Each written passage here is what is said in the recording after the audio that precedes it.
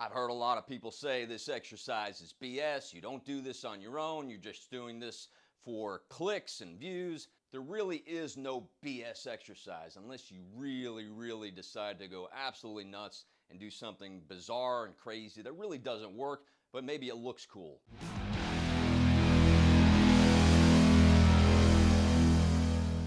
I'm sure a lot of you have seen me do this exercise and you may be a little bit confused on what muscles that it actually works and if it's actually worthwhile.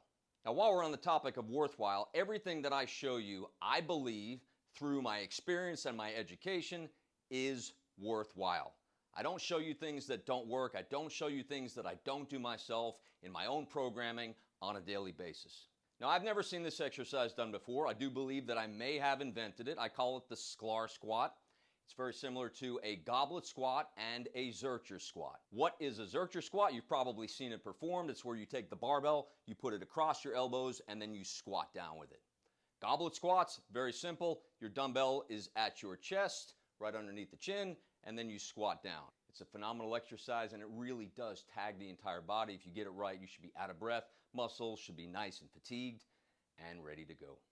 Now, of course, if you need some of the best protein on the planet, this is exactly what I use. 100% grass-fed whey protein isolate from Transparent Labs. This is the same exact creatine that I use, and of course I mix my creatine with my shake post-workout. In my coffee every single morning.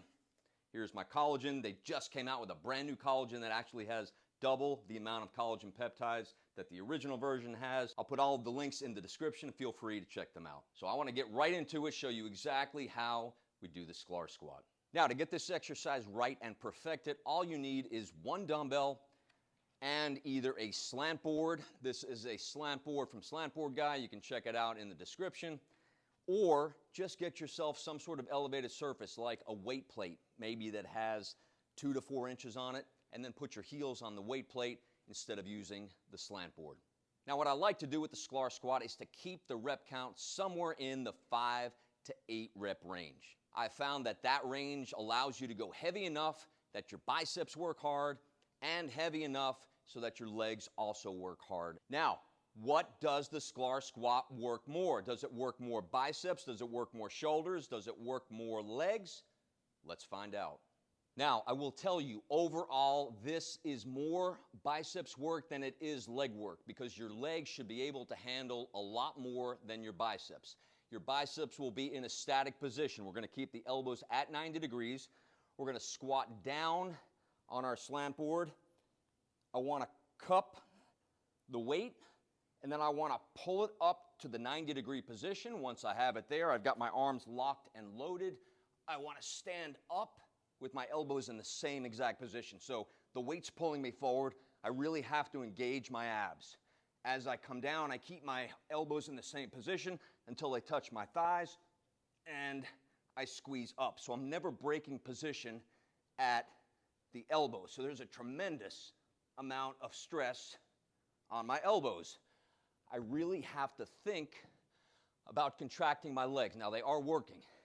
I've already got my heart rate up, and I'm already out of breath. What I like to do next, if you're not comfortable with the full elevation, come down to the bottom position of the slant board.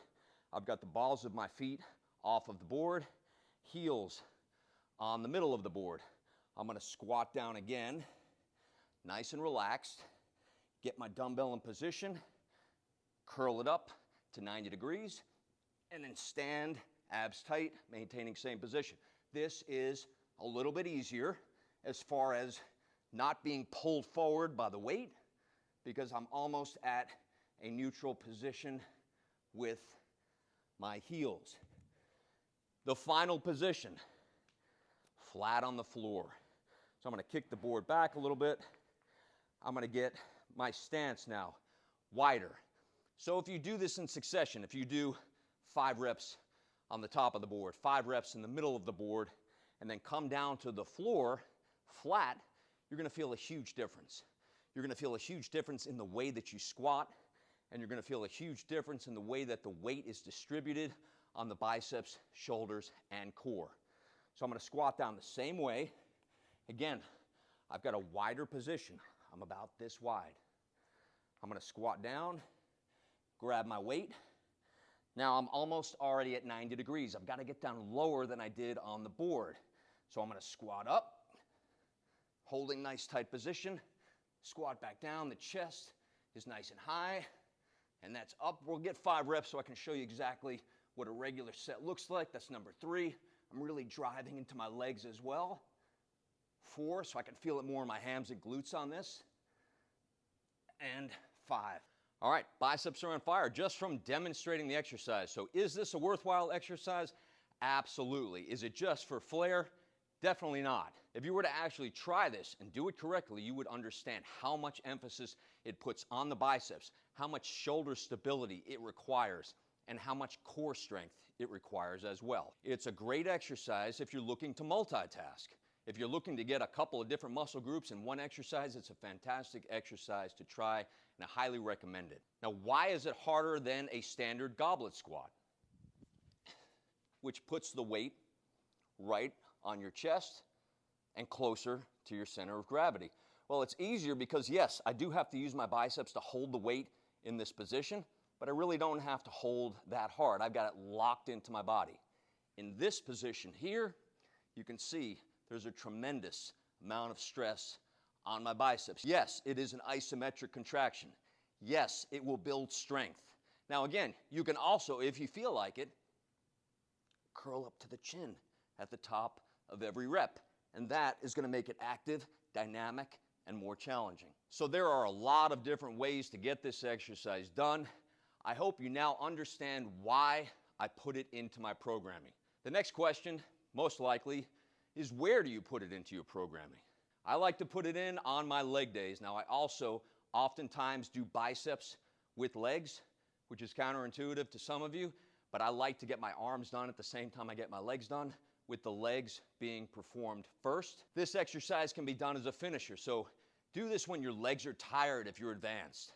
Do it so that your legs are going to be fatigued enough that you're going to feel them a lot when you do the exercise. Biceps, guaranteed to feel. Shoulders, guaranteed to feel. Core. If you don't lock your core in, you're going to be in trouble, and you will feel instability at the waist. So you've got to lock it all in. It's a full body exercise, full integration with all of your muscles, your entire central nervous system, the whole deal. Now you know how to do the exercise. Get out there and give it a try.